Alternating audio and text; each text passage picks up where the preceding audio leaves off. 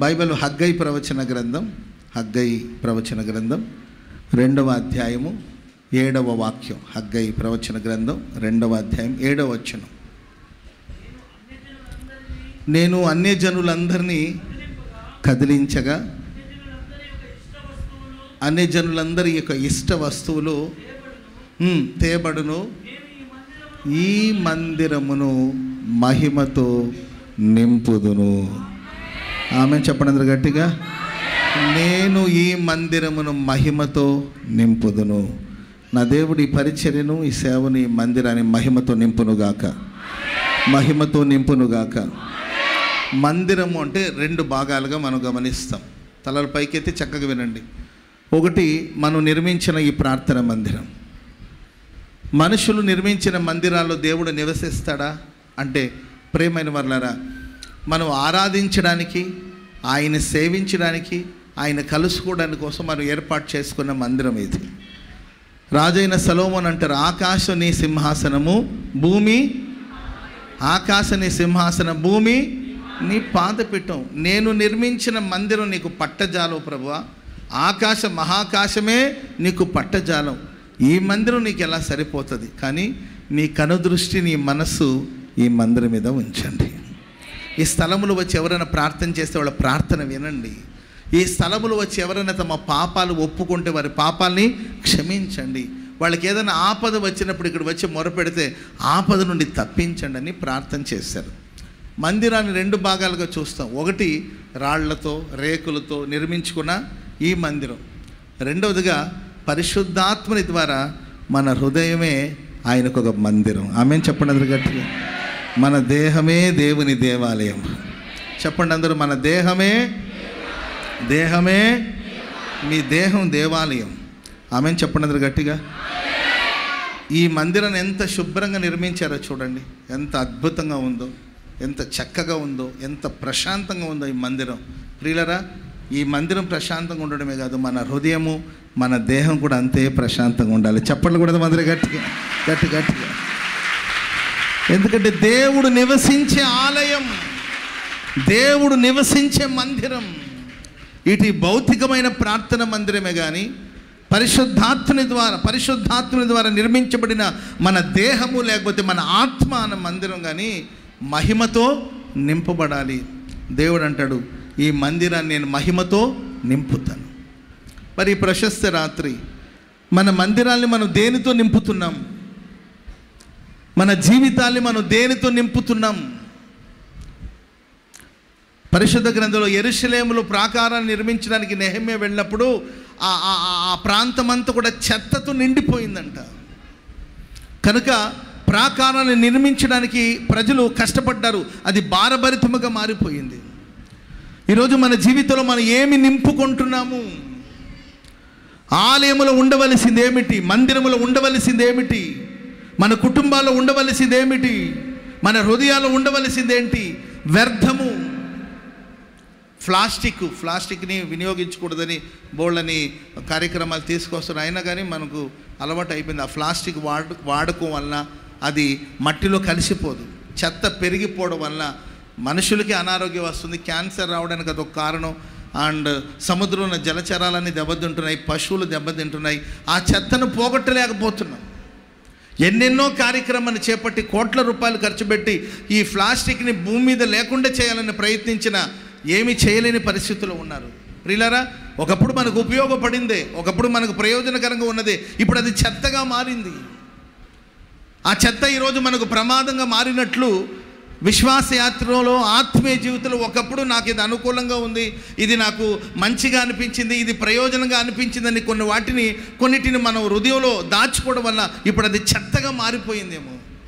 దేవుని మహిమ నిలవవలసిన చోటు, దేవుని మహిమ ఉండవలసిన చోటు, దేవుని మహిమ నింపబడవలసిన చోటు ఈరోజు చెత్త చెదారాన్ని నింపుకొని, చెడుని నింపుకొని, చెడు వ్యసనాల్ని నింపుకొని, వ్యర్థమైన సమాచారాలను నింపుకొని, దేవుని వాక్యం నివసించవలసిన మన హృదయం, దైవ సమాధానం నివసించవలసిన మన హృదయం, దేవుని మహిమ నిలవవలసిన మన హృదయాల్లో ఈరోజు వ్యర్థమైన కార్యక్రమాలన్నిటిని నింపుకున్న స్థితిలో ఉన్నామేమో పరీక్షించుకోమని వాక్యం హెచ్చరిస్తుంది. ఈ ప్రశస్త రాత్రి మన ప్రాణాత్మ దేహాన్ని ప్రభుకు సమర్పించగలిగితే నిర్మించబడిన ఈ మందిరంలో కానీ పరిశుద్ధాత్మని ద్వారా కట్టబడిన హృదయం అనే మందిరం కానీ ఈ రాత్రి మహిమతో ప్రభు నింపబోతూ ఉన్నాడు.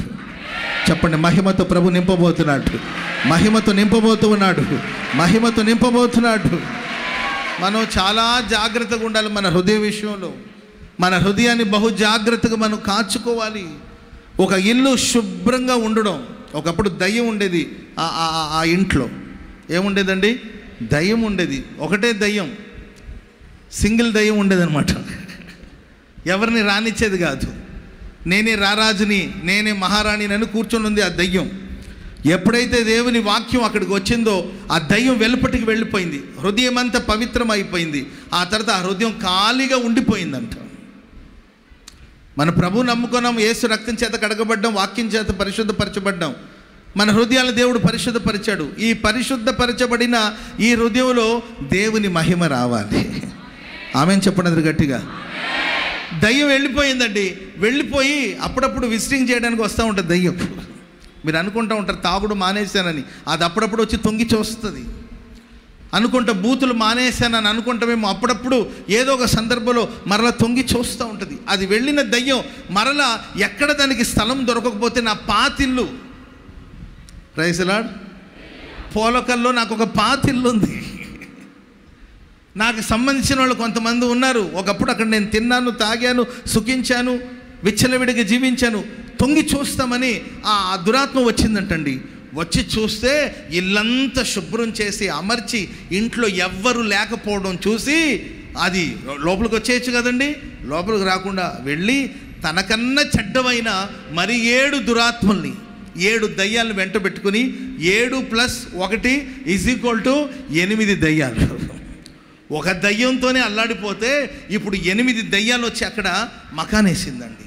8 దయ్యాలు వచ్చి అక్కడ నివాసం చేయడం ప్రారంభించబడింది. అప్పుడు వాళ్ళ మొదటి స్థితి కన్నా ఏంటండి వాళ్ళ కడపటి స్థితి మరి దారుణంగా ఉంటుంది. ముందే బెటర్, ఎందుకంటే ఒకే దయ్యం. ఇప్పుడు 8 దయ్యాలు, రకరకాలమైన దయ్యపు చేష్టలు. కనుక ప్రియులరా, హృదయం అనే ఆలయం శుద్ధిగా ఉంది, పరిశుభ్రంగా ఉంది అంటే సరిపోలేదు. యేసు రక్తం చేత కడగబడ్డాను, వాక్యం చేత కడగబడ్డాను, నేను ప్రభు నమ్ముకున్నాను, నేను చర్చికి వస్తున్నానంటే సరిపోలేదు. నీ ఆలయములో దేవుని మహిమ ఉండాలి. ఆలయములో పరిశుద్ధాత్మని యొక్క శక్తి కుమ్మరించబడాలి. దేవుడు అంటాడు, ఈ మందిరాన్ని నేను మహిమతో నింపుతాను. స్తోత్రం చెప్పండి గట్టిగా. మేము ప్రభులోకి వచ్చేసాము, దేవుడిలో ఉండిపోయామని మనం బ్రహ్మలో బ్రతకూడదు. మీరు చూడండి, ఇశ్రాయేలు ప్రజలు హాయి అని ఒక చిన్న పట్టణం మీద యుద్ధానికి వెళ్ళారండి. ఆ పట్టణం వాళ్ళు ఇశ్రాయేలు ప్రజలు ఓడించేశారు. ఇశ్రాయేలు ప్రజలకు దేవుడు రాజు. ఇశ్రాయేలు ప్రజలకు అఖండ విజయం కలిగింది. హాయి పట్టణం మీదకి వెళ్ళినప్పుడు సరే ఇశ్రాయేలు ప్రజల్లో ఉన్న ఏదో బలహీనతను బట్టి ఆ చిన్న అపజయం వాళ్ళకి ఏర్పడింది అనమాట. వాళ్ళు ఓడిపోయి తిరిగి వచ్చేసారు. ఆ తర్వాత యెహోషువ ప్రార్థన చేస్తే దేవుడు అన్నాడు, అపవిత్రమైన మీ మధ్యలో ఉన్నాయి, దాన్ని సరి చేసుకోండి, బాగు చేసుకోండి. నువ్వు వెళ్ళి ఈసారి నువ్వు ఎందుకు వెళ్ళలేదు యుద్ధానికి? యెహోషువ నీ పోవాలి కదా, నువ్వు ఎందుకు వెళ్ళలేదు అని ప్రభు చెప్తే సరే వీళ్ళు మరలా బయలుదేరి వెళ్ళారు. హాయి పట్టణం వాళ్ళు అనుకున్నారు మొన్నే చిత్తుగా వాళ్ళని ఓడించేశారు. విజయ గర్వం, విజయ అహంకారం.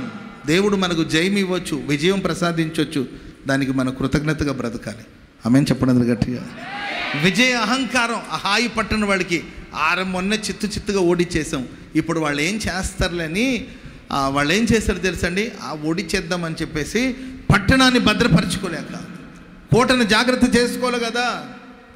కోటను జాగ్రత్త చేసుకొని రావాలి. కోటను పట్టించుకోకుండా చూద్దాంలే మొన్న చిత్తుగా ఓడించామని భ్రమలో ఉండిపోయి అహంకారంతో ఉండిపోయి యుద్ధానికి వాళ్ళు వెళ్ళడం జరిగిందండి.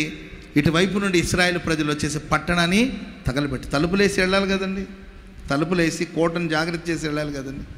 ఆ తర్వాత ఇశ్రాయేలు ప్రజలు వచ్చి తగలబెట్టేశారు. ఆయా సందర్భాల్లో హాయి పట్టణపు ప్రజల్లాగా మనం ఉంటుంటాం.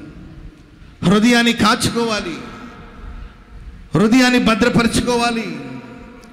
హృదయం యొక్క తలుపు తీసి ఉంచి లోకం నుండి వచ్చే చెత్త చెదార వ్యర్థమైన కార్యక్రమాలన్నింటినీ పోగు చేసుకోకూడదు. లోకంలో ఎన్నెన్నో విషయాలు వినబడుతుంటాయి. వాటిలో మంచి ఉంటాయి, చెడు ఉంటాయి, ప్రయోజనకరమైన ఉంటాయి, నిష్ప్రయోజనకరమైన ఉంటాయి.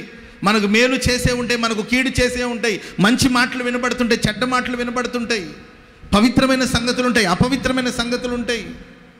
అన్నిటిని హృదయంలో నీవు చేర్చుకున్నావు అనుకోండి, అక్కడ మహిమ నిలబడదు.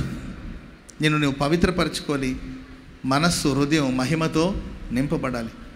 దేవుని మహిమ మనల్ని విడిచి వెళ్ళిపోయింది అనుకోండి, మనం దేనికి పనికి రాకుండా పోతాం. దేవుని మందిలో ఏలి కుమారుల గురించి బైబిల్లో మనం చూస్తే వాళ్ళు దేవుని ఎరగని వారై. యేసు ప్రభు గురించి ఎంతమందికి తెలుసు మీలో? అందరూ ప్రభు నమ్ముకున్న వాళ్ళేనా? యేసయ్య నమ్ముకున్న వాళ్ళందరూ ఒకసారి చేతులు ఎత్తండి. యేసయ్యని నేను నమ్ముకున్నాను అన్న వాళ్ళందరూ, ప్రభు నమ్ముకున్నాను.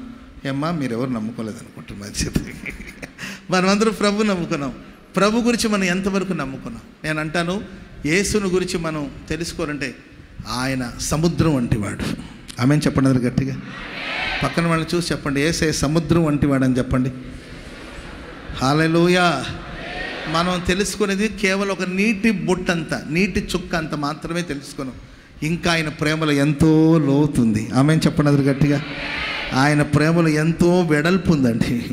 ఆయన ప్రేమలో ఇంకా ఎత్తుంది. మానవ హృదయానికి గోచరం కాదండి.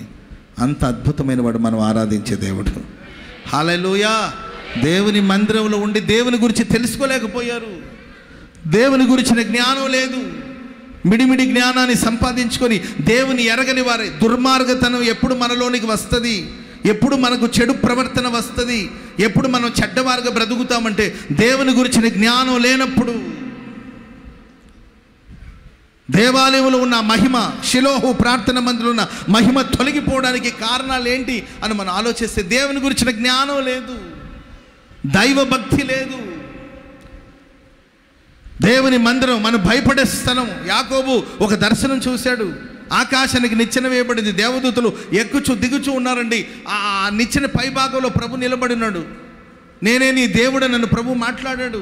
యాకోబు నిద్ర లేచిన వెంటనే ఈ స్థలం ఎంతో భయంకరం. ఆమెను చెప్పండి గట్టిగా. దేవుని మందిరంలో మనం భయముగా బ్రతకాలి, భయభక్తులు కలిగి బ్రతకాలి. విచ్చలవిడిగా జీవించే చోటు కాదు ఇది. దేవుని గురించిన భయం, దైవ భక్తి మనకు ఉండాలి. ఆనాడు ఏలి కుమారులకి దేవుని భయం లేకపోవడం వల్ల జరిగింది ఏంటంటే, ప్రియుల మహిమ దేవుని ప్రజల్ని విడిచి తొలగిపోయింది. కనుక ప్రియమైన వాళ్ళారా, మరి భౌతికమైన ఈ మందిరంలో కానీ మన జీవితం అనే మందిరంలో కానీ ఎల్లప్పుడూ మహిమ ఉండాలి. పక్కన వాళ్ళని చూసి చెప్పండి, మన హృదయాల్లో దేవుని మహిమ ఉండాలి, దేవుని మహిమ ఉండాలి. ఈరోజు నీ హృదయాన్ని దేవుడు మహిమతో నింపుతాడని చెప్పండి. చెప్పండి పక్కన వాళ్ళు, ఈరోజు మీరు మహిమగా మారబోతున్నారు, మహిమతో నింపబడబోతున్నారు, మహిమతో నింపబడబోతున్నారు, మహిమగా తిరిగి వెళ్ళబోతున్నారు. చప్పట్లు కొడుతూ దేవునికి స్తోత్రం. గట్టిగా హల్లెలూయా చెప్పండి, గట్టిగా హల్లెలూయా, హల్లెలూయా. కనుక దేవుని బిడ్డల దేవుని మహిమ ఏం చేస్తుంది అని బైబిల్లో మనం చదువుతూ ఉంటే లేఖనాల్లో ఇలా రాయబడిందండి. ఆయన ఐశ్వర్యం చొప్పున తన మహిమలో మన ప్రతి అవసరాలు ప్రభు తీరుస్తాడు. హల్లెలూయా. వన్స్ ఆయన మహిమ ప్రత్యక్షమైంది అనుకోండి, మన ప్రతి అవసరాలు ప్రభు తీరుస్తాడు. మన అవసరాలు కొన్నిసార్లు ఆకాశాన్ని అంటుతుంటుంది. అది ఏదైనా సరే. అడుగుడి మీకు ఇవ్వబడుడు, తట్టుడి మీకు తీయబడుడు, వెదుకుడి మీకు దొరుకునని రాయబడింది. ఆయన మహిమ ప్రత్యక్షమైన ప్రతిసారి మన అవసరాలు ప్రభు తీరుస్తాడు. ఆమేన్. ఇశ్రాయేలు ప్రజలు అరణ్యంలో ప్రయాణం చేస్తున్నప్పుడు దేవుని మహిమ ప్రత్యక్షమైంది. ప్రజలు దేవుని మహిమను చూశారు. మేఘ స్తంభములో దేవుడు ప్రత్యక్షమయ్యారు. ఆ మేఘములో దేవుని యొక్క మహిమ ప్రత్యక్షమైంది. సీనాయి పర్వతం మీదకి దేవుని మహిమ దిగి వచ్చింది. ఆయన మహిమను ప్రజలు చూశారు. ఆయన మహిమ వాళ్ళని వెంబడించింది. అందుకొరకే అరణ్య ప్రదేశం. కొన్నిసార్లు ఊర్లోనే మనకు తినే ఆహారం కొన్నిసారి దొరకదు. టైం అయిపోయింది అనుకోండి, కొట్టు కట్టేశారు అంటారు. నాకు ఒకసారి గుంటూరు నుండి నేను రాజమండ్రి వెళుతున్నాను. ఒక నైటు నాకు దాహం వేసింది. సరే నీళ్లు తాగే దాహం కాదు, ఒక కూల్ డ్రింక్ తాగదామనే దాహం వేసింది నాకు. గుంటూరులో నేను అడిగాను, అరే బాబు నాకు కూల్ డ్రింక్ అయితే బాగుంటుంది, ఒక కోకోకోలా తాగితే బాగుంటుంది, ఒక కోక్ తాగితే అనిపిస్తుంది, ఎక్కడైనా దొరుకుతుందో చూడండి అంటే రాత్రి టైం 11-12 అయింటుంది. విజయవాడ అంతా తిరిగాం, ఎక్కడ దొరకలే. ఏంటండి, విజయవాడ మొదలుకొని రాజమండ్రి దాకా ప్రయాణం చేశాము. చివరికి రాజమండ్రిలో దొరికింది అనమాట. సిటీస్ ఇవన్నీ కూడా. ఏది, ఒక కోకోకోలా రాజమండ్రిలో కూడా అది కూడా ఫోన్ చేస్తే చర్చి వాళ్ళు తీసుకొచ్చి నాకు మన మందిరం వాళ్ళు తీసుకొచ్చి అందించారు. నేను ఎందుకు చెప్తున్నానంటే, ఎంతో డెవలప్ అయిన ప్రాంతాలు కావచ్చు, ఒక సమయంలో మనకు కొన్ని లభిస్తాయి, సమయం దాటిన తర్వాత మనకు అవి లభించకపోవచ్చు కొన్ని ప్రాంతం. ఇది అరణ్య ప్రదేశం. ఒక్కరు ఇద్దరు కాదండి, లక్షలాది మంది ప్రజలు, దాదాపుగా 30 లక్షల మంది కాల్బలం అని రాయబడి ఉన్నది. 30 లక్షల మంది ఉంటారని ఒక అంచనా. 6 లక్షల మంది కాల్బలం అని రాయబడిందండి. 30 లక్షల మంది ఉంటారని ఒక అంచనా. 30 లక్షల మంది ప్రజలకు దేవుడు ఆకాశపు వాకిట్లు తెరచి మన్నా అనే ఆహారాన్ని దేవుడు కురిపించాడు. చెప్పలు కూడా మొదలు గట్టి గట్టి గట్టి గట్టి గట్టిగా హల్లెలూయా. మహిమ ఎక్కడుంటుందో అక్కడ అవసరాలు తీర్చబడుతుంది. నీ అవసరాలు ఎంత గొప్పదైనా కావచ్చు, అది ఏ చోటైనా కావచ్చు, అది ఏ పరిస్థితులైనా కావచ్చు, మన అవసరాలు తీర్చడానికి శక్తి గల దేవుడు ఆయన. ఆమేన్, హల్లెలూయా. నేను ఆలోచిస్తుంటే, ఇప్పుడు మనం ఎవరికైనా భోజనాలు వడ్డించాలంటే పళ్ళెంలో పెట్టిస్తారా? పళ్ళెంలో కానీ, ఇస్తరాకులో కానీ, అరటి ఆకులో కానీ, గిన్నెలో కానీ మన భోజనాలు వడ్డిస్తాం. అంతేగాని నేల మీద అన్నం వేసి తినమని అన్నారు కదండి. మరి నేల మీద కురిసింది కదా ఆ మన్నా అని ఆలోచిస్తే, దేవుడు మంచుతో పాటు మన్నాని కురిపించాడంట. ముందు మంచు అనే ఒక దుప్పటిని పరిచేవాడండి, దాని మీద మన్నాని ఆహారాన్ని కురిపించి ఇచ్చాడు. చెప్పలు కూడా అందరూ గట్టిగా గట్టి గట్టిగా హల్లెలూయా, హల్లెలూయా. వాళ్ళు ప్రియులారా 40 సంవత్సరాల అరణ్యములు నడిచారండి. వాళ్ళ కాళ్ళు వాసిపోలేదు, వాళ్ళ చెప్పులు తెగిపోలేదు, వాళ్ళ వస్త్రాలు పాతబడలేదండి. ఆమె మన కూటానికి వస్తామండి, కూటం ముగించుకెళ్ళేటప్పుడు మన షర్ట్ మన వాసన చూసామనుకోండి మనకి వాంతికి వస్తుంది. అంత చెమట పట్టిపోయి ఉంటుంది, మన చెమట పక్కన వాళ్ళ చెమట అంత కలిసి కంపు కొట్టిపోయి ఉంటుంది. వాళ్ళు 40 సంవత్సరాలు అరణ్యములు నడిచాడు, వస్త్రాలు పాతగిల్లిపోలేదు, వాళ్ళ చెప్పులు తెగిపోలేదు, వాళ్ళ కాళ్ళు వాసిపోలేదండి.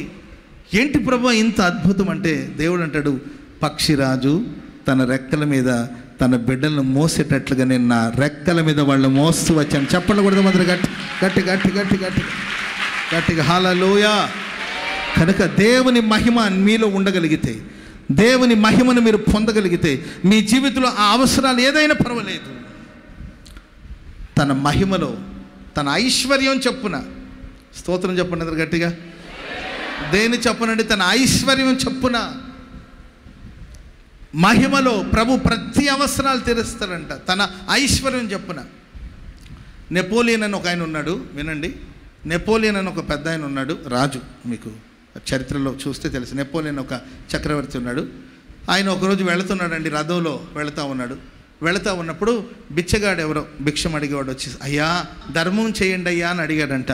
వెంటనే ఆయన ఏం చేశాడు, బ్యాగ్లో ఆయన సంచిలో చేయబెట్టి ఇన్ని బంగారపు నాణ్యాలు తీసుకొని, బంగారు కాయిన్స్ అన్ని తీసుకొని పిడికి నిండా బంగారం తీసి వాడికి ఇవ్వబోతుంటే మంత్రి గారు అంటారు, అయ్యా బిచ్చగాడోడు, ఆడేవాడు బిచ్చగాడు, వాడికి ఎందుకయ్యా ఏం చేసుకుంటాడు ఇన్ని బంగారపు నాణ్యాలు, ఇన్ని గోల్డ్ కాయిన్స్ తీసుకొని ఆయన ఏం చేస్తాడు?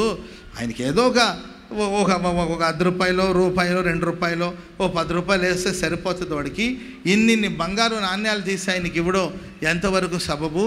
వాడు భిక్షం అడుక్కునేవాడు, అడుక్కునేవాడికి ఎందుకు ఇంత ఇచ్చేది అని మంత్రి గారు అన్నారంట తనతో ఉన్న ఆయన. అప్పుడు ఆయన అన్నట, ఆయన అడుక్కునేవాడేమో కానీ నేను అడుక్కునేవాడిని కాదు.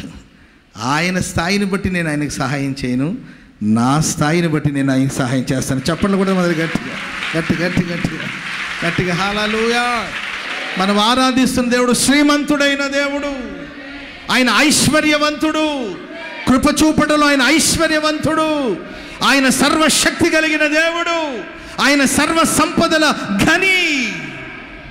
ఆయన మహిమ ఎక్కడెక్కడైతే ప్రత్యక్షమవుతుందో అక్కడ మన ప్రతి అవసరాలు తీర్చడానికి శక్తి గల దేవుడు, సమర్థుడైన దేవుడు.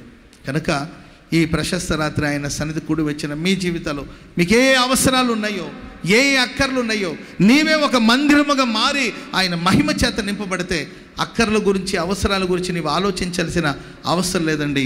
మీ ప్రతి అవసరాలు ప్రభు తీరుస్తాడు. హల్లెలూయా. అప్పటికే ప్రొద్దుగుంకింది, వినండి, అప్పటికే ప్రొద్దుగుంకింది. అది అరణ్య ప్రదేశం. దేవుని ప్రజలు దేవుని మాటలు వింటున్నారు. విని ఏంటండి తినాలనే ఆలోచన లేదు, ఆహారాన్ని భుజించాలనే ఆలోచన లేదండి, నీళ్లు తాగాలనే ఆలోచన, అలాగే వాక్యం వింటూ ఉండిపోయారు. ఎందుకంటే దేవుని వాక్యమే మన ఆత్మకు ఆహారం. శ్రద్ధగా మన దేవుని మాటలు వింటే మనకు ఆహారం మీద అంత పెద్ద ఇంట్రెస్ట్ ఉండదు. ఆమె కొంతమంది ప్రార్థన, భోజనాలు ఎక్కడా, భోజనాలు ఎక్కడా, అబ్బాయి భోజనాలు ఎక్కడా, బాబాయ్ చిన్నాయన భోజనాలు ఎక్కడా అంటుంటారు. ఉంటుందిలే అన్నయ్య, అక్కడెక్కడో పట్ట కట్టారు, అక్కడెక్కడ ఉంటుంది అంటే భోజనాలు ఎక్కడయా. ప్రార్థన ఎప్పుడు ఆపుతారు, భోజనాలు ఎక్కడా అంటూనే ఉంటారు. దేవుని మాటలు వింటూ ఉండిపోయారండి, వాళ్ళకి భోజనం చేయాలని ఆలోచన రాలేదు. అప్పటికే ప్రొద్దుకుంకిందండి, 3 రోజులు అయిపోయింది. అప్పుడు ప్రభు అనుకున్నాడు, వీళ్ళని ఇలాగే పంపిస్తే దారిలో ఎక్కడైనా కళ్ళు తిరిగి పడిపోతారేమో, వీళ్ళకి కొంచెం ఆహారం పెడితే బాగుంటుంది, భోజనాలు పెడితే బాగుంటుందని శిష్యుల్ని అడిగితే వాళ్ళు అంటారు, ఓ ఏమయ్యా బలపడుకున్నట్టున్నావు, ఇంతమందికి భోజనాలు పెట్టాలంటే మనం ఎక్కడి నుండి తెచ్చి ఇచ్చేది, ప్రైజ్ ది లార్డ్, ఎక్కడ సరిపోతుంది అంటే అంతలోపల ఎవరో వచ్చి నా దగ్గర 5 రొట్టెలు 2 చిన్న చేపలు, ఆ ఆహారాన్ని దేవుడు ఆకాశం వైపు ఎత్తి దాన్ని ఆశీర్వదించి కృతజ్ఞతాస్తుతులు చెల్లించి దాన్ని ఆశీర్వదించాడు. ప్రైజ్ ది లార్డ్, హల్లెలూయా. పురుషులే 5,000 మంది తిన్నారంట, పురుషులే. మరి స్త్రీలు ఎంతమంది ఉన్నారో కౌంట్ చేయలేకపోయారు. పురుషులైతే కొంచెం క్రమంగా కూర్చున్నారు కాబట్టి ఇప్పుడు మగాళ్ళ పాప వచ్చినప్పటి నుండి ప్రశాంతంగా ఉన్నారు. ఆడోళ్ళు తలకాయ నిలబట్ల మెడకాయ మీద అడు చూస్తున్నారు, ఇటు చూస్తున్నారు, అడు చూస్తున్నారు. ఏంటండి పిల్లోని పిలుస్తారు, పాపని పిలుస్తారు, మా అత్త వచ్చిందా అని చూస్తారు, మా ఆయన ఆడు కూర్చున్నాడో అని చూస్తున్నారు, మా ఆయన పక్కన ఎవరో ఒక ఆమె కూర్చున్నది, ఆమె ఎవరో అని చూస్తున్నారు.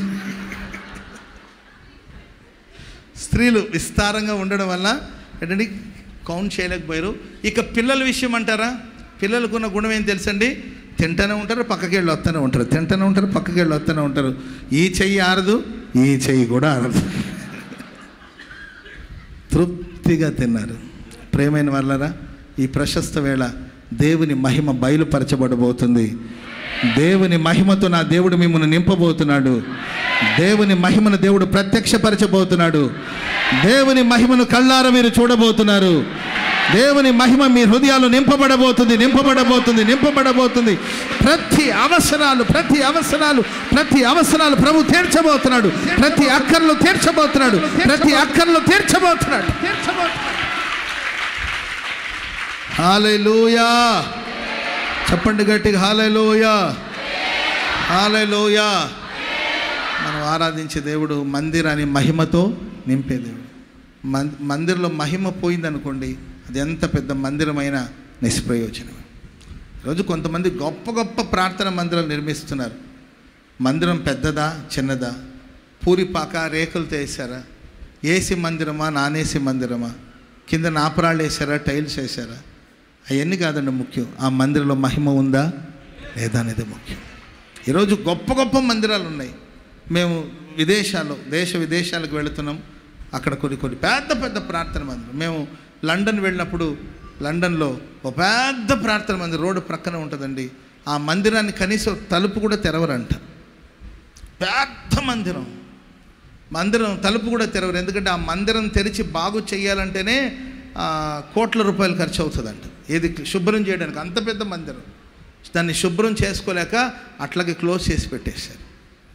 ఎంత పెద్ద మందిరం కట్టామనేది కాదు ముఖ్యం, మందిరంలో దేవుని మహిమ ఉందా లేదా అనేది ముఖ్యం. అంటే గట్టిగా హల్లెలూయా.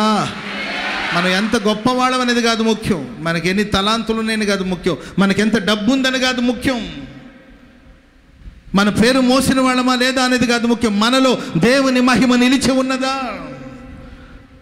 దేవుని మహిమను మనం కలిగి ఉన్నామా ఆలోచించుకుని ప్రభువా నా హృదయాన్ని మహిమతో నింపుమని కోరుకుంటే ఆయన మహిమైశ్వరులో మన అవసరాలు ప్రభు తీరుస్తాడు. హల్లెలూయా. ఆయన మహిమ మనల్ని కాపాడుతుందండి. ఇశ్రాయేలు ప్రజల సైన్యం వెనక తట్టున ఆయన మహిమ వారిని కాపాడుతూ వచ్చేదంట. ఇశ్రాయేలు ప్రజలు ప్రయాణం చేస్తూ ఉంటే ఆ దరిదాపులో ఎవరు వాళ్ళ మీద యుద్ధానికి రావడానికి సాహసించలేకపోయారు. ఆ చుట్టుపక్కల వాళ్ళందరికీ అర్థం కాని విషయం ఏంటంటే ఎవరు వాళ్ళ రాజు ఎవరు. Praise the Lord. మనకు ఒక రాజు ఉన్నాడు, మనకు ఒక సైన్యం ఉంది, మనకు ఒక సేనాధిపతి ఉన్నాడు, మనకు యుద్ధాయుధాలు ఉన్నాయి, మనకు పెద్ద ప్రాకారం కలిగిన పట్టణాలు ఉన్నాయి. ఈ అరణ్యములో సంచరిస్తున్న వీళ్ళకి రాజెవరు, వీరి పక్షాన ఎవరు యుద్ధం చేస్తున్నారు? వాళ్ళు అంటారు, అయ్యా ఎవరో పెద్ద ఆయన తాతయ్య ఒక ఆయన ఉన్నాడు. ఏ తాతయ్య అయినా? మోషే అనే తాతయ్య ఒక ఆయన ఉన్నాడు. ఆయన ఏదో చెప్తా ఉంటాడు, వీళ్ళు ఏదో చేస్తుంటారు. అయ్యా వాళ్ళ మధ్యలో రాజు లేడు, వాళ్ళ మధ్యలో రాజు లేడు. వాళ్ళకి యుద్ధోపకరణాలు ఏమీ లేవు, యుద్ధ ఆయుధాలు ఏమీ లేవు. మరి ఏంట్రా బాబు వాళ్ళని గురించిన భయం ప్రజలందరి గుండెలో. వాళ్ళ జోలికి వెళ్ళాలంటేనే దడబడుతుంది, వాళ్ళ జోలికి వెళ్ళాలంటేనే భయం. కొందరైతే చేతులైతే దండం పెట్టేస్తారు, బాబు మా ఊర్లోనికి మీరు రావద్దునైనా అటు దాటి వెళ్ళిపోండి. ఆ ప్రజల గురించిన భయం, వాళ్ళ గురించి వింటుంటేనే వాళ్ళ ప్రాణం ఆవిరైపోతుందండి. ఏముంది వీళ్ళ విశేషం? వీళ్ళ దగ్గర ఏ ఆయుధాలు ఉన్నాయి? దేని బట్టి వీళ్ళ ధైర్యం, దేని బట్టి ప్రజలు వీళ్ళు చూసి భయపడిపోతున్నారంటే, ప్రియులరా, దేవుని మహిమ ఇశ్రాయేలు ప్రజలకి వెనక తట్టున కావలిగా నిలబడి ఉంది. చప్పట్లు కూడా అందరూ గట్టిగా గట్టిగా. దేవుడు వారి పక్షాన ఉన్నాడు, యుద్ధం చేసే దేవుడు వారి పక్షాన ఉన్నాడు గనక. Praise the Lord. చెప్పండి గట్టిగా హల్లెలూయా. కనుక ఇశ్రాయేలును కాపాడే దేవుడు కునుకడు, నిద్రపోడు. మనల్ని మనం కాపాడుకోవాలనుకుంటే మనం కాపాడబడలేమండి. మనల్ని కాపాడే దేవుడు మనం ఆరాధిస్తున్న దేవుడు. Praise the lord, praise the lord. Hallelujah, hallelujah. ఆ మధ్య అంటే ఈ సంవత్సరంలో నాకు ఒక పెద్ద రోడ్డు ప్రమాదం జరిగిందండి. కారు అంతా నుజ్జు అయిపోయింది. అక్కడ చూసిన వాళ్ళందరూ కూడా ఎవరు బతికుంటారు అని ఎవరు అనుకోరు. కారు అంతా నుజ్జు అయిపోయింది. నేను నాతో పాటు చాలామంది ఉన్నారు. మేము నైజీరియా దేశానికి వెళ్తున్నాం.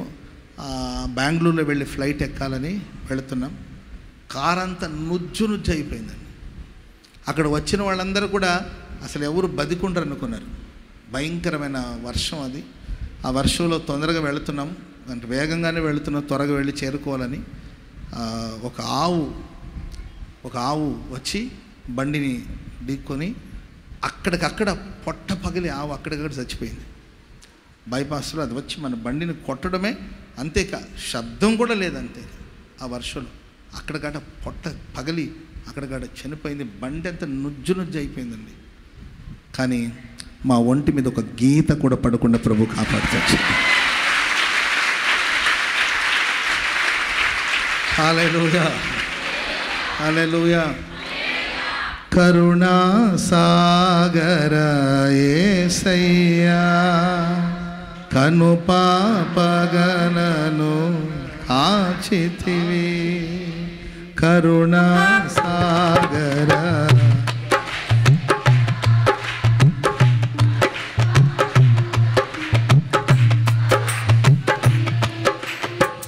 ఉన్నతమైన ప్రేమతో మనసున మహిమగా నిలిచితివి.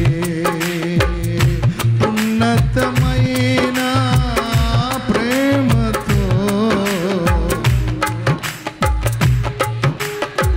నిలిచితివి.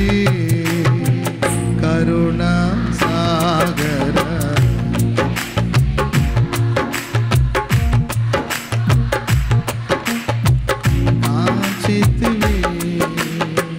మరణపులో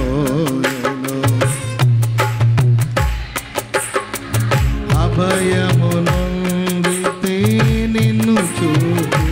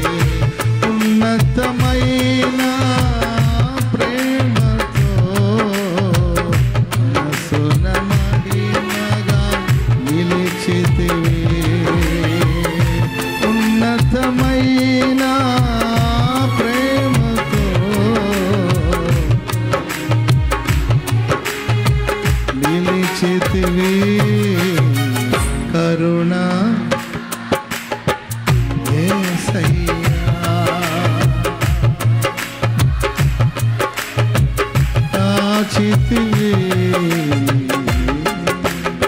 హల్లెలూయా. కనుపాప వలె ప్రభు మమ్మల్ని కాపాడుకున్నాడు. స్తోత్రం చెప్పండి అందరూ గట్టి.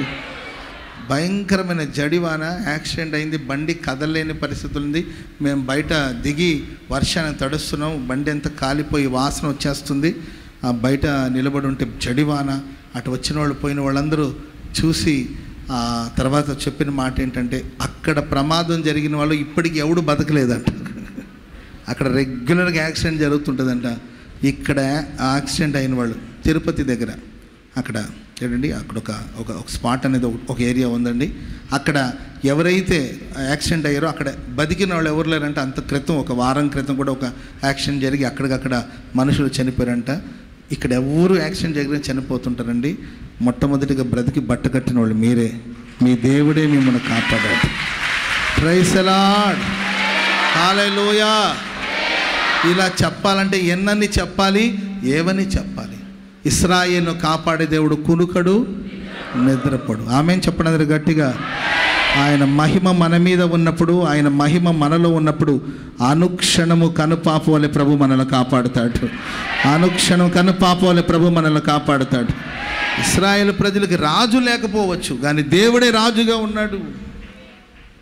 మీరు విశ్వసించండి. దేవుని మహిమను మీరు పొంది, దేవుని మహిమను కలిగి జీవించగలిగితే మీ చుట్టూ ఉన్న వాళ్ళందరికీ మిమ్మల్ని గురించిన భయం ఏర్పడేటట్లుగా ప్రభు చేస్తాడు. మీ జోలికి రావాలని వాళ్ళు భయపడతారు. మీ ఊసెత్తాలని వాళ్ళు భయపడేటట్లు దేవుడు మీ పరిసర ప్రాంతంలో ఉన్న వాళ్ళందరికీ ఒక దైవ భయాన్ని దేవుడు కలిగించునుగాక. దైవ భయాన్ని కలిగించునుగాక. మహిమతో ప్రభు మిమ్మల్ని నింపునుగాక. మహిమతో ప్రభు నింపునుగాక. వాక్యం సెలవిస్తుంది, నా మందిరమును నేను మహిమతో నింపుదును. మందిరం ఎవరు చెప్పండి? మందిరం ఎవరు? నేనే అనండి. మనమే ఎందుకు మరలా? నేనే దేవుని మందిరం అనండి. నేనే అంటే నన్ను చెప్పడం కాదు, మీకు మీరే చెప్పుకో. నేనే ఒక మందిరం. పక్కన వాళ్ళని చూసి చెప్పండి, నేనే ఒక మందిరం. ఈ మందిరం దేవుడు మహిమతో నింపుతాడు. ఈ మందిరం యొక్క అవసరాలు ప్రభు తీరుస్తాడు. ఈ మందిరాన్ని ప్రభు కాపాడుకుంటాడు. హల్లెలూయా. సరే, ఇంకొక 2 మాటలు చెప్పి నేను ముగించేస్తాను. చదవండి. రోమీలకు రాసిన పత్రిక, రోమీలకు రాసిన పత్రిక 15వ అధ్యాయము 13వ వచనం. త్వరగా రోమా పత్రిక 15వ అధ్యాయం 13వ వచనం. పరిశుద్ధాత్మ శక్తి పొంది, మీరు పరిశుద్ధాత్మ శక్తిని పొంది విస్తారముగా నిరీక్షణ గలవారగుటకు, విస్తారముగా నిరీక్షణ గలవారగునట్టు, నిరీక్షణకు కర్తయగు దేవుడు విశ్వాసము ద్వారా సమస్త ఆనందముతో సమాధానముతో మిమ్మును నింపునుగాక. హల్లెలూయా. సమస్త విధమైన ఆనందముతోనూ సమాధానముతోనూ మనల్ని ప్రభు నింపునుగాక. నిరీక్షణకర్త అయిన దేవుడు విస్తారముగా మనం నిరీక్షణ గలవారగునట్లు మనలో పరిశుద్ధాత్మ శక్తిని నింపి మనం సమస్త ఆనందముతోనూ సమాధానంతోనూ మనం నింపబడదుగాక. ఒకటి సంతోషంగా ఉండాలి, రెండవదిగా సమాధానంగా ఉండాలి. చెప్పండి చూద్దాం అందరూ. ఒకటి సంతోషంగా ఉండాలి, రెండవదిగా సమాధానంగా ఉండాలి. ఒకటి ఆనందంగా ఉండాలి, రెండవదిగా సమాధానంగా ఉండాలి. ఆమె ఎంతమంది సంతోషంగా ఉన్నారు? నిజం చెప్పాలి. అబద్ధాలు చెప్పారనుకోండి, ఆడపిల్లలు పుడతారని అంటారు. తప్పేమని చెప్పండి, ఆడపిల్లలైన మన పిల్లలే. ఓకే, ఎంతమంది సంతోషంగా ఉన్నారు? కొంతమంది సంతోషాన్ని మూతికి పూసుకొని ఉంటారు అంతే. ఇక్కడ ఉంటుంది సంతోషం. Praise the lord. చంటి బిడ్డలు ఉంటారు, చిన్నపిల్లలు. ఒక రోజుకి 200 సార్లు నవ్వుతారంట. ఎన్నిసార్లు నవ్వుతారు? మీరు అవసరమైతే మీ పిల్లల్ని అబ్జర్వ్ చేసి చూడండి.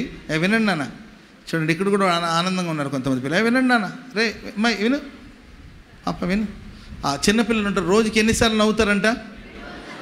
200 సార్లు. మనం ఎన్నిసార్లు నవ్వుతాం?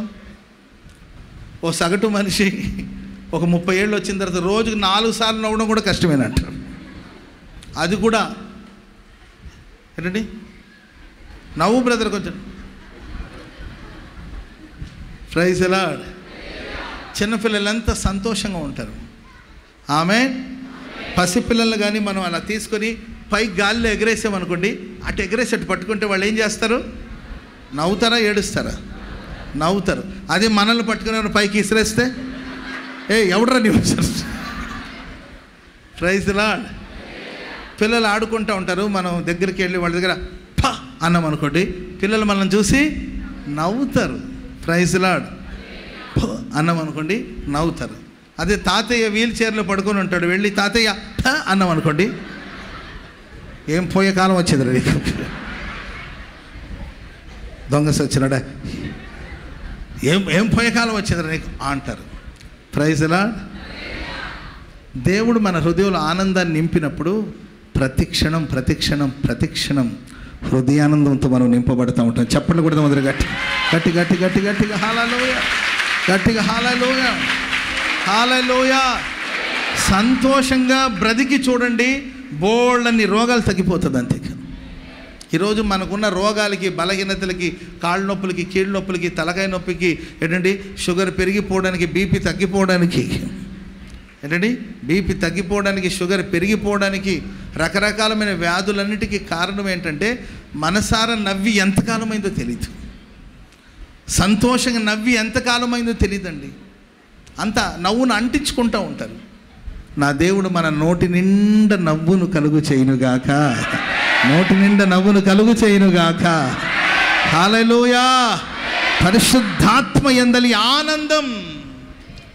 దేవుని రాజ్యం భోజనము పానము కాదు గాని నీతియు సమాధానమును పరిశుద్ధాత్మ యందలి ఆనందము అని రాయబడి ఉంది. యేసు ప్రభు పరలోకానికి ఆరోహణమైపోయిన తర్వాత శిష్యుల మొహంలో చుక్క రక్తం లేదు, ఆనందం లేదు. పేతురు ఇంటికి వెళ్ళి కూర్చున్నాడండి. భార్య వండి పెడుతుంటే తిని కూర్చున్నాడు, భార్య వండి పెడుతుంటే తిని కూర్చుంటున్నాడు. సరే, పేతురుతో పాటు ఫ్రెండ్స్ ఉన్నారు కదండి, సేవలో ఫ్రెండ్స్, యోహాను, ఏంటండి తోమ, వీళ్ళందరూ కూడా వచ్చారు. వాళ్ళందరూ వచ్చి అక్కడ కూర్చొని తింటున్నారు. తింటుంటే పేతురు వాళ్ళ అత్త ఉంటుంది కదండి, ఆ మంటది నీకు తిండి పెట్టడమే ఎక్కువ, మళ్ళీ ఈ మందనంతా వేసుకొచ్చి కూర్చున్నావు, పని పాట లేదు, ఎవరు తెచ్చి పెడతారని మాటలు, సూటిపోటు మాటలు, నెత్తురు చుక్క లేదండి వాళ్ళకి మొహంలో, సంతోషం లేదు, ఆనందం లేదు, కలత చెందుతున్నారు, కలవరపడుతున్నారు. Praise lord. సరే, మళ్ళీ చేపలు పట్టుకుందాం, సేవ లేదు గీవా లేదని వెళ్ళి మళ్ళీ చేపలు పట్టుకోవడానికి వెళ్ళారు. అదేంటో మూలుగుతున్న నక్క మీద తాటికాయ పడ్డట్టు, వాళ్ళకి అసలు ఒక చేప కూడా పడలేదండి. అప్పుడు దరిన ప్రభు నిలిచి, పిల్లలారా తినడానికి మీ వద్ద ఏమైనా ఉన్నదా అంటే లేదని చెప్పారు. ప్రభు చెప్పిన బట్టి వాళ్ళు వల వేస్తే విస్తారమైన చేపలు పట్టబడిందండి. ఆ తర్వాత ప్రభు వాళ్ళని సమకూర్చి మాట్లాడి వాళ్ళకి చెప్పిన మాట ఏంటంటే, మీరు యెరూషలేము నుండి వెళ్ళక నా వలన వినిన తండ్రి యొక్క వాగ్దానం కోసం మీరు కనిపెట్టండి అని ప్రభు చెప్పి ఆరోహణం అయిపోయారు. ఆ తర్వాత వాళ్ళందరూ 120 మంది మేడగదిలో ఉండి, చాలామంది వచ్చారు. రోజు గడిచే కొద్దిగా మేము వెళ్తాను, నాకు పేతురు నాకు కొంచెం పని ఉందిలే పేతురు నేను వెళ్తాను అని చెప్పి ఎవరికోళ్ళు వెళ్ళిపోయారు. చివరికి మిగిలింది 120 మంది.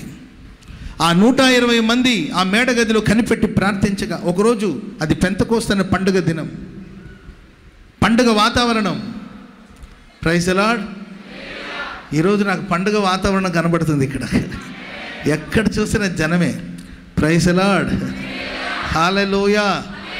దేవుడు మీ అందరినీ ఆశీర్వదించును గాక, దేవుడు మీ క్షేమాన్ని కలిగించును గాక, మీ జీవితంలో బలమైన కార్యాలు ప్రభు చేయును గాక. ఇక్కడ అడుగుపెట్టిన ఒక్కొక్కరు ఈ రాత్రి ఆశీర్వదించబడుదురు గాక. ఆమేన్. నేను నమ్ముతున్నానండి, ఇక్కడ అడుగుపెట్టిన మీ ఎవరిని దేవుడు ఒట్టి చేతులతో పంపించడు. ఈరోజు మహిమగా దేవుడు మేము నడిపించబోతున్నాడు, తన మహిమైశ్వరుల అవసరాలు తీర్చబోతున్నాడు. ఆమేన్. మేడగదిలో వాళ్ళందరూ ప్రార్థన చేస్తారు. అందరూ వెళ్ళిపోయిన 120 మంది ఉండిపోయారు. అది పెంతెకోస్తు పండుగ దినం. ఉన్నట్టుండి సడన్గా ఒక బలమైన గాలి వంటి ఒక శబ్దం వారికి వినిపించిందండి. ఏంటో ఆ గాలి అని చూస్తుండగానే అగ్ని నాలుకలు విభాగింపబడి వాళ్ళ ఒక్కొక్కరి మీద వరాలగా వాళ్ళందరూ పరిశుద్ధాత్మ శక్తిని పొందుకున్నారు. ఆ రోజు మొదలైందండి నిజమైన ఆనందం. చప్పట్లు కూడా మొదలు గట్టిగా. హల్లెలూయా, హల్లెలూయా. అది తిండి ఇచ్చే ఆనందం కాదు, అది డబ్బు ఇచ్చే ఆనందం కాదు, అది హృదయానందం, అది పరిశుద్ధాత్మ యందలి ఆనందం. ఆ రోజు మొదలైంది సమాధానం వాళ్ళలో. ఆ రోజు మొదలైంది నిజమైన సంతోషం. ఎంత సంతోషం అంటే 11 మందితో నిలబడి ఆ రోజు పేతురు వాక్యం చెప్తే 3000 మంది రక్షించబడ్డారు. ఆమేన్ చెప్పండి గట్టిగా. హల్లెలూయా. వాళ్ళు ఇంటింట రొట్టె విరుచుచు సంతోషంగా అపోస్తుల బోధలో, సహవాసంలో, రొట్టె విరుచుటలో, ప్రార్థన చేయటలో ఎడతెగక ఉన్నారు. వాళ్ళు ధనాపేక్ష లేదు వాళ్ళకి. డబ్బును తీసుకొచ్చి వాళ్ళ ఆస్తుల్ని అమ్మి తీసుకొచ్చి పరిశుద్ధుల పాదాల దగ్గర పెట్టేశారండి. అప్పుడు ఆ డబ్బు తీసుకొని ఎవరెవరి అవసరాలు ఉన్నాయి వాళ్ళకి, వాళ్ళ అక్కర కొద్దిగా వాళ్ళకి ఎవరెవరి అవసరాలు ఎంత ఉందో వాళ్ళకి పంచిపెట్టడం జరిగింది. ధనాపేక్ష లేదు, ఆహారాన్ని గురించిన వ్యామోహం లేదు, పదవిని గురించిన దాహం లేదు. హృదయంలో ఆనందం, అది మనస్సులో ఏర్పడిన ఆనందం. మరి ఈరోజు మన హృదయాల్లో ఆనందం ఉందా? సమాధానం ఉందా? సమాధానంగా బ్రతుకుతున్నారా? దేని కొరకు మన పోరాటాలు? మన మనస్సులో సమాధానం ఉందా? సమాధానంగా బ్రతుకుతున్నామా? రోగాలకు మూలమేంటి? అనవసరమైన భయాలు, అనవసరమైన కలవరాలు. హృదయంలో సంతోషం లేదు, హృదయంలో ఆనందం లేదండి. క్షణక్షణం భయంతో, కలవరంతో ఏం సంభవించేదేదో సంభవిస్తుంది. నీవు ఆపగలుగుతావు చెప్పండి? Praise lord. హల్లెలూయా. ఈ రాత్రి ఆకాశం విరిగి మీద పడింది అనుకోండి, ఆపగలుగుతామా? మన చేతిలో ఉందా? కొందరు నిన్నటి గురించి ఆలోచిస్తుంటారు, కొందరు రేపటి గురించి ఆలోచిస్తూ ఉంటారు. నిన్నటిని మనం ఏమైనా మార్చగలుగుతామా? నిన్న జరిగిపోయిందని నువ్వు మార్చగలుగుతావా చెప్పండి? నిన్న జరిగిందని మనం మార్చలేము. నిన్నటి రోజు గురించి ఈరోజు ఆలోచిస్తుంటారు. కొంతమంది రేపటి గురించి ఆలోచిస్తుంటారు. ప్రభు ఏమన్నాడు? రేపటి గురించి మీరు చింతించొద్దు. రేపటి గురించి రేపటి రోజు చింతిస్తుంది. ఏనాటి కీడు ఆనాటికి చాలు. ఈ రోజు గురించి ఆలోచించండి. ఈరోజు ప్రభు మనకు ఈరోజు ఇచ్చాడు దేవుడు. ఈరోజు మనల్ని బ్రతికించాడు. ఈరోజు మనకు ఊపిరినిచ్చాడు. ఈరోజు మనకు ఆహారం ఇచ్చాడు. Praise the lord. హల్లెలూయా. ఉదయాన్నే మనం ఏం తిన్నారు? మీరు ఏం తినుంటారు ఉదయాన్నే? ఏమైనా తిన్నారా? జొన్న రొట్టెలు ఏంటండి? జొన్న రొట్టెలు, రాగి సంగటి ఏంటండి, లేకపోతే ఉదయాన్నే ఒగ్గాని ఏదో తినుంటారు కదండి. కనీసం గుర్తుందా? ఏం తిన్నారని గుర్తుందా అసలు? Praise the lord. ఈరోజు ఉదయాన్నే ఏం తిన్నారు? మధ్యాహ్నం ఏం తిన్నారు? సాయంత్రం ఏం తిన్నాం? ఉదయాన్నే ప్రభు మనం రాత్రి పడుకొని ఉదయాన్నే లేచామంటే అదే గొప్ప విజయం. ఆమేన్ చెప్పండి గట్టిగా. నిద్రలో ఎంతమంది ప్రాణాలు పోవట్లేదా? నిద్రలో పోయింది ప్రాణం. ఏమైందంటే రాత్రి తిని బాగానే పడుకున్నాడండి, మరి తెల్లారి లోపల అంకులు లేడు. Uncle twinkle twinkle little star ఉంది, స్టార్స్తో కలిసిపోయినట్టున్నాడు. రాత్రి ఉన్నాడు, ఉదయాన్నే లేడు. మనం లేచామంటే ఉదయాన్నే ఇదే ఒక విజయం. ఆమేన్ చెప్పండి గట్టిగా. ఇదే గొప్ప మేలు. ప్రభువా ఈరోజు నన్ను బ్రతికించావు, అందుకు నీకు వందనాలు. లైఫ్లో పాజిటివ్ థింగ్స్ ఉంటాయి, నెగిటివ్ థింగ్స్ ఉంటాయి, మంచి ఉంటాయి, చెడు ఉంటాయండి, మేలులు ఉంటాయి, కీడు ఉంటాయి. కానీ నీ చూపు అంతా మంచి వైపే చూస్తూ ఉండు, అప్పుడు నువ్వు సంతోషంగా ఉంటావు. ఆమేన్. చేతులు బాగా పనిచేస్తున్నాయి, కాళ్ళు బాగా పనిచేస్తాయి, కళ్ళు బాగా పనిచేస్తున్నాయి, నోరు బాగా పనిచేస్తాయి, పళ్ళు బాగున్నాయి, పళ్ళు లేకపోయినా పళ్ళు సెట్లు ఉన్నాయి అన్నమాట. తింటున్నాం, అరిగించుకుంటున్నాం, హెల్తీగా ఉన్నాం. మన దేవుడిని పస్తు ఉంచలేదు కదా. ప్రభు మనల్ని రోడ్ల మీద పడేయలేదు కదా. ఓకే, అప్పులు ఉన్నాయండి, ఉన్నాయి అప్పులు ఉన్నాయి, అయినా 3 పూటలు తింటున్నావుగా. అప్పులు చేసింది మనమే కదా. తీర్చుకునే శక్తిని దేవుడు మనకి ఇస్తాడు. స్తోత్రం చెప్పండి అందరు గట్టిగా. అట్లా అప్పులు చేసుకోమని నేను ఆ పర్మిషన్ ఇస్తానని కాదండి దాని అర్థం. సమస్యలు ఉన్నాయి. ఏ ఇంట్లో లేదు సమస్య చెప్పండి? అంబానీ గారి ఇంట్లో సమస్య లేవా? అంబానీ గారు 5,000 కోట్లు ఖర్చు పెట్టి వాళ్ళ అబ్బాయికి పెళ్లి చేశారు. వాళ్ళ ఇంట్లో సమస్య లేదా? 5,000 కోట్లు ఖర్చు పెట్టి పెళ్లి చేశారు, వాళ్ళ ఇంట్లో సమస్య లేదా? మీకు అర్థమవుతుందండి? దేశంలో ఉన్న ఎక్కడెక్కడైనా సెలబ్రిటీస్ అంతా పెళ్ళికి వెళ్ళారు ఏంటండి, ఆ ఇంట్లో ఆ కష్టం లేదా?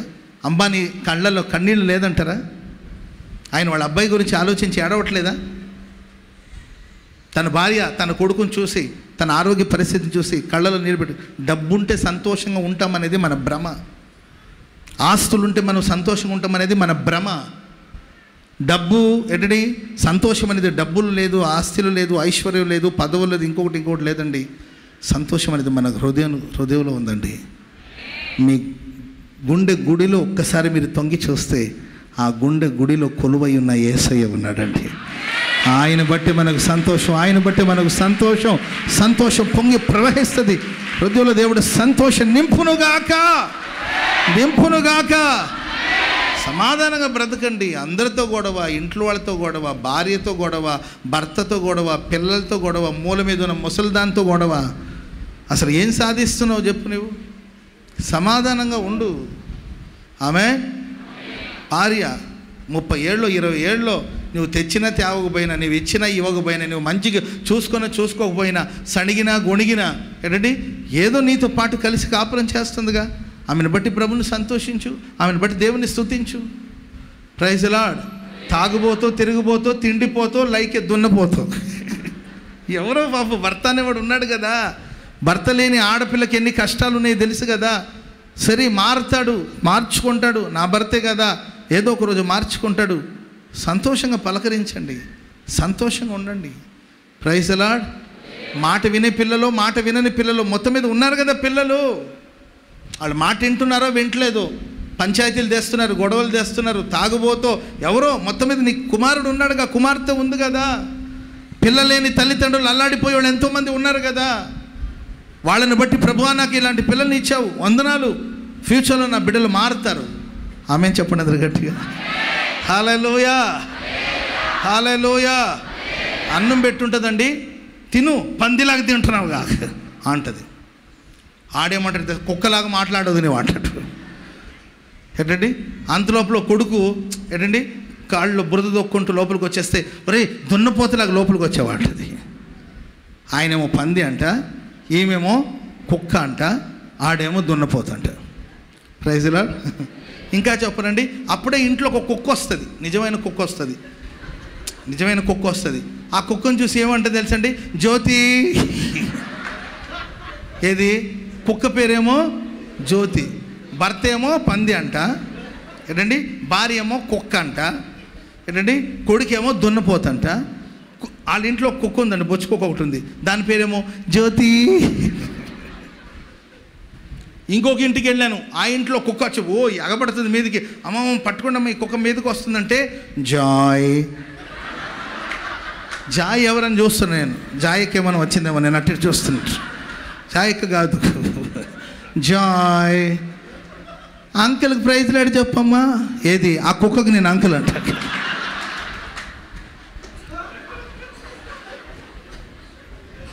Praise Lord. ఇల్లా లేకపోతే మన ఇల్లు జంతుశాల?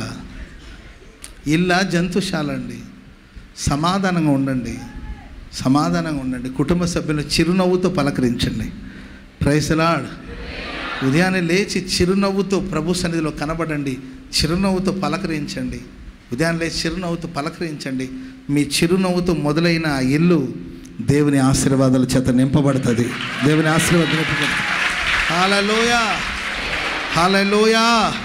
వాక్యం సరి. మీరు పరిశుద్ధాత్మను పొంది, మీరు పరిశుద్ధాత్మను పొంది విస్తారముగా నిరీక్షణ గలవారగునట్లు.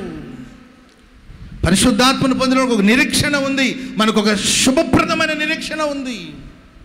నాకు ఒక నిరీక్షణ ఉందండి, నా దేవుడు నాకు మంచి చేస్తాడు, నా దేవుడు నాకు మేలు చేస్తాడు. మనుషులు కీడును తలపెట్టిన అది మేలుకు ప్రభు మారుస్తాడు. నాకు ఒక నిరీక్షణ ఉంది. యోబు భక్తుడు అంటాడు, నా దేహం ఇలాగే చీకిపోయినా పర్వాలేదు. భార్య అంటది, దేవుడిని దూషించి చావమంటే ఈయన అంటాడు, నా దేహం కుళ్ళి చీకిపోయినా నాకు పర్వాలేదు, ఈ దేహం ఇలా మట్టిలో కలిసిపోయినా పర్వాలేదు, వేరొక దేహంతో, మట్టి దేహం కాదు అది, మహిమ కలిగిన దేహంతో నా ప్రభు నేను చూస్తాను, నా విమోచకుడు సజీవుడు. ఇది నిరీక్షణ. ఆమెను చెప్పండి గట్టిగా. హల్లెలూయా. దైవజనుడైన పౌలు గారిని పట్టుకొని తలకాయ లేకపోతే శిరఛేదనం, తలకాయ తీసేస్తారు. అతన్ని చంపడానికి పట్టుకెళ్తున్నారండి. వెళుతున్నప్పుడు ఆయనకి అయ్యో ఒక 2 నిమిషాలు, ఒక 2 నిమిషాలు అని అడిగి అక్కడ ఒక పేపర్ ఉంటే తీసుకొని దాని మీద రాశాడు, ప్రభునందు ఆనందించండి. మరలా చెప్తున్నాను, ప్రభునందు ఆనందించండి. దీన్ని భద్రపరిచి సంఘానికి ఇవ్వండి అని చెప్పి చావడానికి 10 నిమిషాల ముందు కూడా ఆయన రాసిన లేఖ ఏం తెలుసండి, ప్రభునందు ఆనందించండి. చప్పట్లు కూడా అందరూ గట్టిగా గట్టి గట్టి గట్టి గట్టిగా హల్లెలూయా, గట్టిగా హల్లెలూయా. ఎందుకంటే పరిశుద్ధాత్మ చేత ఎవరైతే నింపబడతారో వాళ్ళ హృదయాల్లో ఆ హృదయానందం ఉంటుంది. సాధ్యమైనంత వరకు అందరితో సమాధానంగా ఉండండి. సమాధానం అనే బంధము చేత మనం కట్టబడాలి, స్థిరపరచబడాలి. గొడవలు, పేచీలు ఇవన్నీ ఉండకూడదు. ఈ రాత్రి మీరు ప్రార్థన చేసుకోవాలి, ప్రభువా సమాధానంగా ఉండాలి.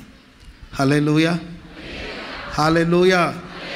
మత కక్షలు కొందరికి ఏంటండి, ఫ్యాక్షనిజం. కొన్ని ప్రాంతాలు వీళ్ళేమో వాళ్ళని చంపడం, వాళ్ళేమో వీళ్ళని చంపడం, ఇదేనండి.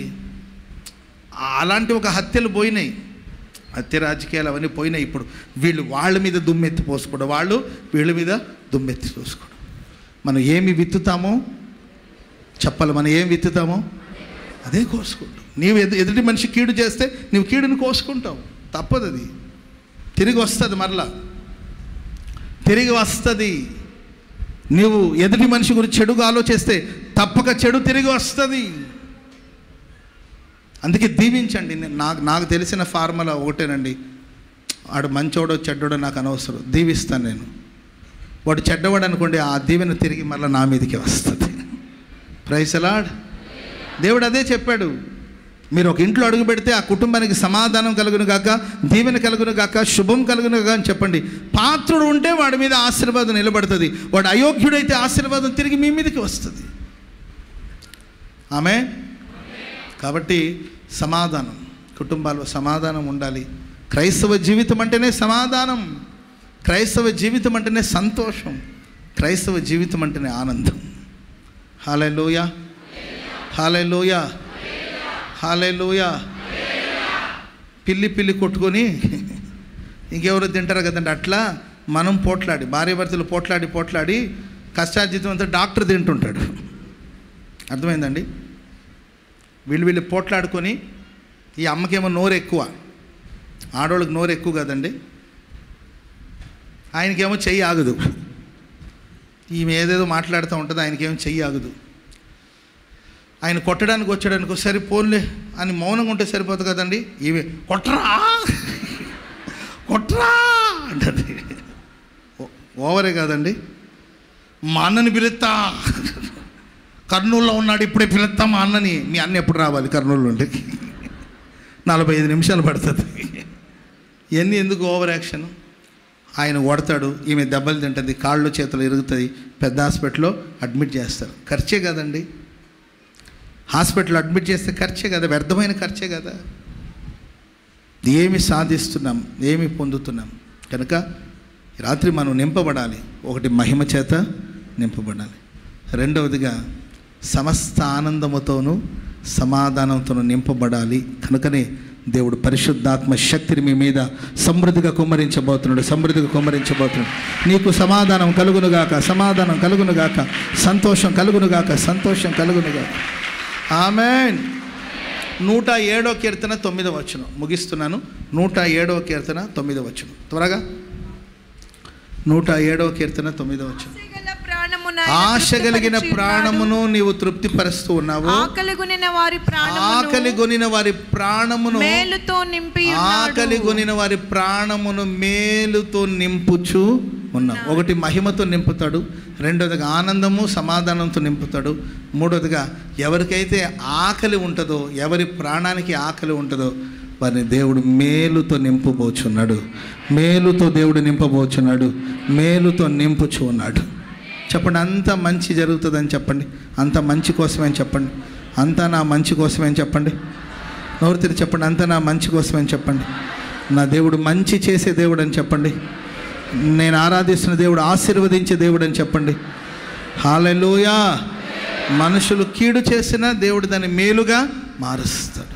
ఒక్కొక్కసారి మన లైఫ్లో కొన్ని విషయాలు కీడుగా కనిపిస్తుంది. నా లైఫ్లో నేను గమనించాను. ఒక్కొక్కసారి ఏంట్రా బాబా ఈ కీడు, ఎందుకు ఇలా జరిగిందా అనుకుంటూ ఉంటానా, ఆ కీడు వెనకాల ఒక మేలు ఉంటుంది. హల్లెలూయా. అది వెంటనే తెలియదు కానండి, ఒక 6 నెలల తర్వాత తెలుస్తుంది. ఓహో, ఆ రోజు అలా జరగడం మంచి కోసమే, ఈరోజు జరిగేదానికోసం ఆ రోజు దేవుడు అలా జరిగించాడు. ఆమేన్, ఆమేన్. కనుక ప్రియమైన వాళ్ళారా, మన దేవుడు మేలుతో మనల్ని నింపే దేవుడు. ఆ మేలు పొందడానికి, ఆ మంచి పొందడానికి మన ప్రాణంలో ఆకలి ఉండాలి. నేను ఆశీర్వదించబడాలనే ఆశ ఉండాలి. నేను దీవించబడాలనే ఆశ ఉండాలి.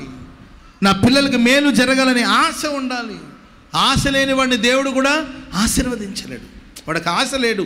ఏశావుకి ఆశ లేదు. వాడికి తిండి మీద ఉన్న ఆ ఆసక్తి, తిండి మీద ఉన్న ఆసక్తి జ్యేష్ఠత్వం మీద లేదు. ఒక్క పూట కూటి కోసం జ్యేష్ఠత్వపు హక్కును అమ్మివేసిన ఏశావు వంటి భ్రష్టుడైనను వ్యభిచారి అయిన ఉండునేమో అని జాగ్రత్తగా చూసుకోమని బైబిల్ చెబుతుంది. వాడికి ఎంతసేపటికి దేశ దిమ్మరిగా తిరగడం, గుడారాన్ని కాపాడుకోవడం, కుటుంబాన్ని కనిపెట్టుకోవడం. ఆ గుడారానికి ఎవరు వస్తారు, గుడారాన్ని నుండి ఎవరు వెళుతున్నారు, ఎన్ని గొర్రెలు ఉన్నాయి, ఎన్ని మేకలు ఉన్నాయి, ఎన్ని పశువుల మందు ఉంది, ఎవరికి ఎంత జీతాలు ఇవ్వాలి, ఈ వివరాలు ఏమీ తెలియదు ఏశావుకి. ఎప్పుడు వెళ్తాడో తెలీదు, ఎప్పుడు తిరిగి వస్తాడో తెలీదు. అరణ్యవాసి, వేటాడటంలో నేర్పరి. అతనికి ఆ వాల్యూ తెలియలేదు, ఆసక్తి లేదు. అందుకే వాళ్ళ తమ్ముడు అడిగాడు, అన్నయ్య నీకు ఎట్టూ బాధ్యత లేదురా, నువ్వు గాలికి తిరుగుతున్నావు గాలివాడిలాగా, కాబట్టి నీకెందుకురా జ్యేష్ఠత్వం, నాకు ఇచ్చేయకపోయి ఉంటే తీసుకోలే, నాకెందుకు జ్యేష్ఠత్వం, వదిలేసాడండి.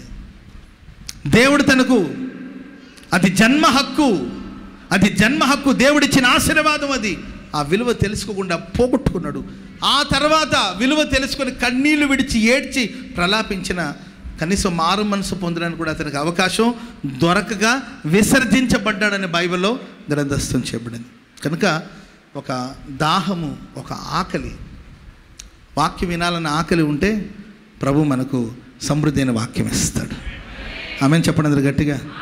పరిశుద్ధాత్మను పొందాలనే ఆకలి ఉన్నప్పుడు పరిశుద్ధాత్మను దేవుడు కుమ్మరిస్తాడు.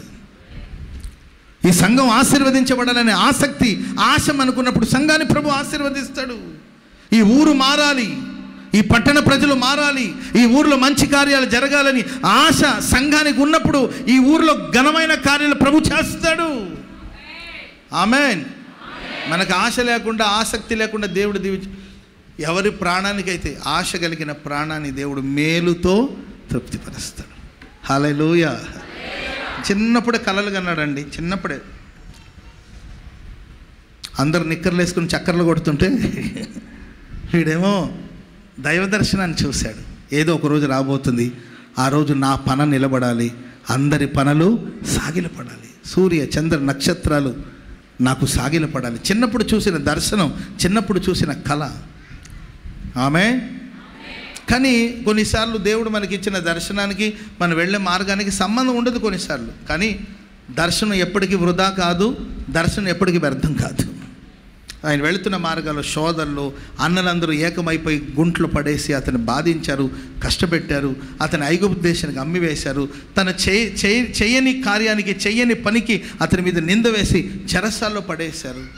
ఒక్క రూట్లో మనం ఆలోచించుకుంటూ వస్తే అది కీడు, బాధ, శ్రమ, నింద, సంకెళ్ళు ఇవి కనబడుతుందండి. మరొక వైపున దేవుడు యోసేపుని ఒక సంపూర్ణమైన వ్యక్తిగా, ఆయన రాబోయే కాలంలో సింహాసనం మీద కూర్చోవాలి కాబట్టి ఆ సింహాసనానికి కావలసిన ఆ క్వాలిటీస్ అని దేవుడు ఇస్తూ ఉన్నాడు. ఆమేన్ చెప్పండి అందరు గట్టిగా. హల్లెలూయా. శ్రమ మనల్ని ఎప్పటికీ బాధించదండి. శ్రమ మహిమా భారాన్ని కలుగు చేస్తుంది. దైవజనులు పెద్ద ఆయన ఉండేవారండి.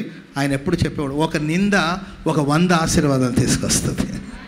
ఒక నింద చెప్పాలి, ఒక నింద 100 ఆశీర్వాదాలు తీసుకొస్తుంది.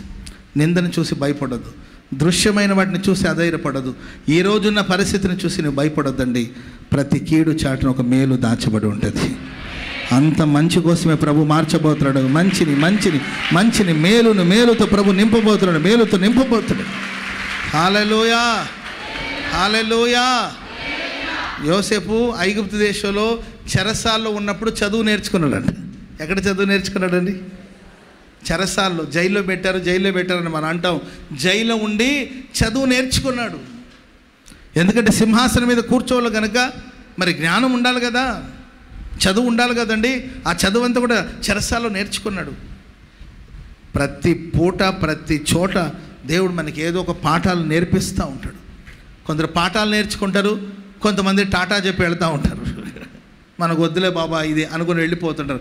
కొంతమంది ప్రతి మలుపులో పాఠాలు నేర్చుకుని, దేవా దేని కొరకు నన్ను ఈ మార్గంలో నీవు నడిపిస్తున్నావు, అంతా నా మంచి కోసమే మీరు విశ్వసించగలిగితే నా దేవుడు మీ ఆకలి కొనిగిన ఆ దాహం కలిగిన ప్రాణాన్ని దేవుడు మేలుతో తృప్తిపరుస్తాడు. మేలుతో ప్రభు నింపబోతున్నాడు. ఈ ప్రశస్త రాత్రి నా దేవుడు మీ అందరికీ మేలు చేయునుగాక, మేలు చేయునుగాక, మహిమతో నింపునుగాక, మహిమతో నింపునుగాక, సమాధానంతో నింపునుగాక, సంతోషంతో నింపునుగాక. ఈ మాటలన్నిటిని మన వినికిడిలో ప్రభు స్థిరపరిచి ఆశీర్వదించుగాక. హల్లెలూయా. శబ్దం లేకుండా నిశ్శబ్దంగా ఎక్కడ వాళ్ళు అక్కడే లేచి నిలబడితే ఒక చిన్న ప్రార్థన చేసుకోబోతున్నాం. ప్రేమ నమ్మకం కలిగిన మా ప్రియ పరలోక తండ్రి, స్తోత్రాలు. మీరు మమ్మల్ని మిక్కిలిగా ప్రేమించినందుకే స్తోత్రం. మాకు ఇచ్చిన ఈ మంచి సమయాన్ని బట్టి స్తోత్రం. ఈ ప్రాంతాన్ని ప్రేమించి ఇంత అద్భుతమైన మందిరాన్ని ఇచ్చారు. కానీ విని ఎరుగని రీతిలో విస్తారమైన ప్రజలు మీరు నడిపించినందుకే స్తోత్రం తండ్రి. మందిరములో ఆవరణములో నిలిచున్న ఒక్కొక్కరిని మీరు ఈ రాత్రి దర్శించినందుకే స్తోత్రాలు చెల్లిస్తున్నారు. మందిరమును మహిమతో నింపుతానని చెప్పారు దేవా. ఈ భౌతికమైన ప్రార్థన మందిరం ఆత్మీయంగా మేమే నీ మందిరమని మీరు సెలవిచ్చినందుకే స్తోత్రం. మహిమతో నింపండి, మహిమ కలిగిన కార్యాలు చేయండి స్వామి. మీకే స్తోత్రాలు, స్తోత్రాలు. ప్రతి వారి హృదయం ఆనందముతో సమాధానంతో నింపబడాలి ప్రభు. ప్రతి వారికి మేలు చేసే దేవుడవు స్వామి. ఆశ కలిగిన ప్రాణాన్ని మేలుతో తృప్తిపరిచే దేవుడు, తృప్తిపరిచే దేవుడు, సంతృప్తిపరిచే దేవుడవు స్వామి. మీ మాటలన్నీ ఒక్కొక్కరి జీవితంలో స్థిరపరచండి. ఎవరెవరు ఏ అవసరాల్లో ఉన్నారో వారి అవసరాల అక్కర్లన్నీ తీరాలి. ఎవరెవరు వ్యాధిగ్రస్తులుగా ఉన్నారో వారికి ఈ రాత్రి అద్భుతమైన విడుదల కలగాలి, అద్భుతమైన విడుదల కలగాలి. అరికాలు మొదలుకు నడునెత్తి వరకు అద్భుతమైన స్వస్థత కలుగునుగాక, విడుదల కలుగునుగాక, ఆరోగ్యం కలుగునుగాక. ఈ ప్రజలందరూ ఆత్మలో వర్ధిల్లాలి, అన్ని విషయాలు వర్ధిల్లి సౌఖ్యముగా ఉండాలి. ఆ దిశగా ఆశీర్వదించమని కోరుకుంటూ దేవా మీ స్తోత్రం. కూడి వచ్చిన దైవ సేవకుల్ని, స్థానిక దైవ సేవకుల్ని మీ చేతిలో సమర్పిస్తున్నాం. ఆశీర్వదించి దీవించండి, సంఘాన్ని దీవించండి ప్రభువా. మీ స్తోత్రం. మీ దాసులు ఫ్రెడిపలనని మీరు జ్ఞాపకం చేసుకోండి, ఆశీర్వదించి దీవించండి. ఈ ప్రాంతాన్ని గురించి వారికి ఇచ్చిన దర్శనాన్ని బట్టి, భారాన్ని బట్టి స్తోత్రం. బలపరచండి స్వామి. సంఘ బిడ్డలందరూ కూడా మీ చేతిలో సమర్పిస్తున్నాం ప్రభా. ఇప్పటివరకు నిలిచి నీ మాటలు అందించడానికి నాకు ఇచ్చిన అవకాశాన్ని బట్టి కూడా వందనాలు, స్తోత్రాలు, కృతజ్ఞతా స్తుతులు చెల్లిస్తూ ఈ రాత్రి ఇక్కడ కూడి వచ్చిన వారందరికీ మేలు చేయండి. ఇక్కడ నుండి బయలుదేరి వెళుతుండగానే చిగురించిన అహరోను కర్రలాగా ఒక్కొక్కరి జీవితంలో ఒక నూతనమైన ఆరంభం మొదలవ్వాలి ప్రభు.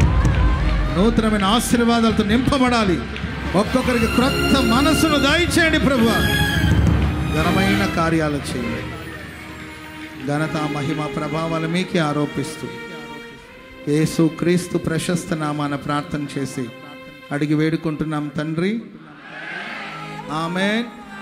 మన తండ్రి అయిన దేవుని ప్రేమ, కుమారుడైన యేసుక్రీస్తు వారి కృప, పరిశుద్ధాత్మ దేవుని సన్నిధి, సహవాసము, సమాధానం ఇప్పుడు ఎల్లప్పుడూ కూడి వచ్చిన మనకును సకల కొద్ది పరిశుద్ధులకును, ముఖ్యంగా వాక్యాన్ని విని వాక్యానికి తమ అప్పగించుకున్న వారందరికీ సదాకాలం తోడై ఉండి నడిపించుగాక. ఆమేన్. హల్లెలూయా.